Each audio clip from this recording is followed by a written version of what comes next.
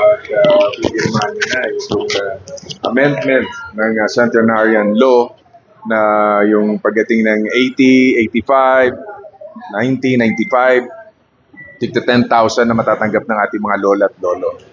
So, I'm so happy, siyempre sa tulong din ng lahat ng ating mga kasamahan sa Senado, Senator Amy, no, na naisakatuparan natin to. My very first measure, talagang priority measure ko to, is finally na ipasa natin. Kaya ito, matutuwa yung ating mga lola at lolo. Senator, yung LED na hazard daw sa mga billboard sa mga motorista, anong balak po natin dito? Well, kakandak tayo ng hearing. Medyo nagkapatong-patong lang lahat yung schedules ko, but we're gathering mga information pa regarding mga yung illegal billboards and LED. Siyempre marami rin tayo natatanggap na complaint doon sa LED. We're not against the billboards para ipaalam din natin doon sa mga tao, no? Yung mga LED na masakit sa mata, yung talagang pagka napadaan ka, lalo medyo malabo yung mata mo, nabo-blackout ka, no? So yun yung mga medyo titingnan natin, medyo hazardous. So, yan. Yan, again, nandito po tayo sa Panagbenga with the whole cast of Walang Matigas na Pulis sa Matinik na Misis. And we're promoting our sitcom na hard action at comedy, drama, and love story.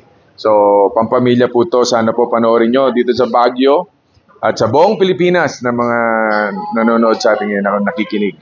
Thank you very much. Suportan ninyo lahat. God bless you all. Senator, sa politics lang po. Since kayo po ang leader ng Lakas CMD ngayon, medyo malaking issue pa rin kung separately boboto ang Kongreso at Senado in terms sa Chacha. Ano pong masasabi niyo as chairman of Lakas CMD? In fact, as much as I can, ina-avoid ko talagang ano. Pero siyempre, kung ako tatanungin mo, no, economic provision, I'm for it.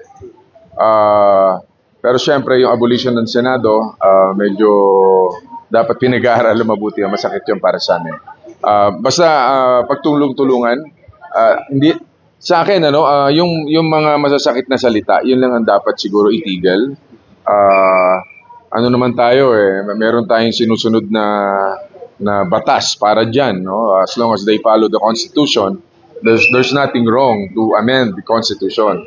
Kaya yung mga proseso, dumadaan sa proseso yan at dadaan pa yan sa plebisito. At alam naman natin na ang bawat isa ay nire-respeto nila ang batas.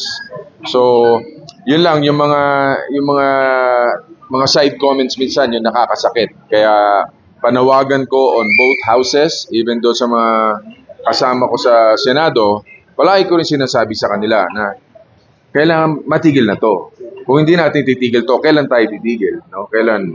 No, it has to stop. I think dapat prioritize natin kung ano ba ang tunay na problema ng bayan. Doon tayo mag-focus at hindi dapat mag-away-away. On both houses, nanawagan ako. Ayoko naman maging, baka sabihin, masyado man akong epal dito. But ang point lang, sana wag na natin patagalin at mas maganda upuan ng maayos, pag-usapan kung paano natin maayos ang problema.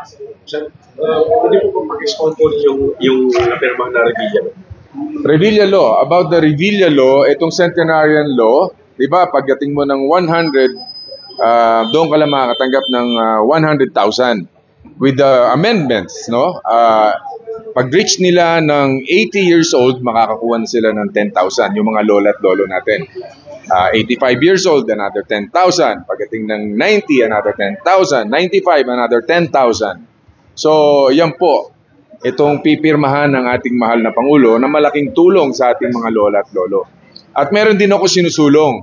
Hindi ko lang, tignan muna natin reaction ng tao, no? Yung amendment ng senior citizen. Di ba? Pagdating mo ng 60, dong as senior citizen ka na. Gusto ko po gawin 56. Na 56, senior citizen ka na. Ang problema lang, yung maraming nireklamo. Kasi yung iba, bakit 56 pa lang ako, senior citizen na ako? Pero hindi yun Ang point dito, kasi ngayon, 40 years old, bumibili ka na ng gamot mo sa high blood, maintenance, di ba? So, malaking tulong to. Pero sabihin na natin, wag 20%. 10% na lang. Diba? Kahit 10%, not 20% nang makuha ng 56 years old na senior citizen.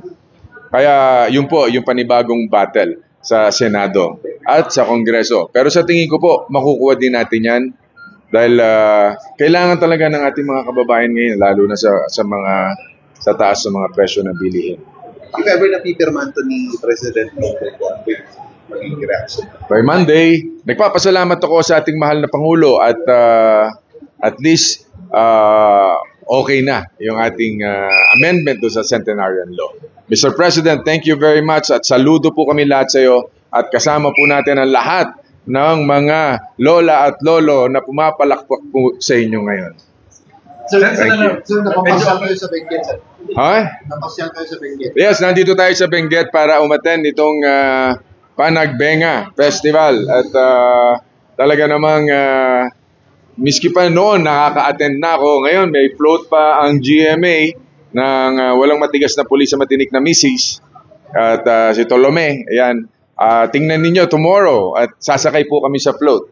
At makikipagyugyugan, sasayaw ang mga cast ng walang matigas na pulis sa matinik na misis. So, strawberry picking kayo kanina? Yes, nag-strawberry picking kami. It's my first time na ma-experience tong strawberry picking. Ang saya po, kaya sana po yung hindi pa naka-experience, umakyat po kayo ng Benguet dito sa La Trinidad. Mag-picking din kayo ng strawberry. Ang sarap. Kaya yan. Sir, sa akin na, medyo awkward. Can you comment dun sa pataturok ng Mariel, which is ni Senator. Sa loob ng Senado. As a showbiz. Huwag naman showbiz, there's nothing wrong with that naman. Papa, huwag naman natin siya i-bash ko. There's nothing wrong with that. Nakaka-inspire na. Ako nga, minsan nagpapaturok din ng gluta. No? Wala naman yun. Hindi naman siguro, okay lang yun. Natural lang yun na may nagkakaroon ng reaction, but sanay na kami dyan. Sanay na sila Robin dyan, si Mariel. Okay, basta peace tayo lahat. We love you all. Thank you, sir.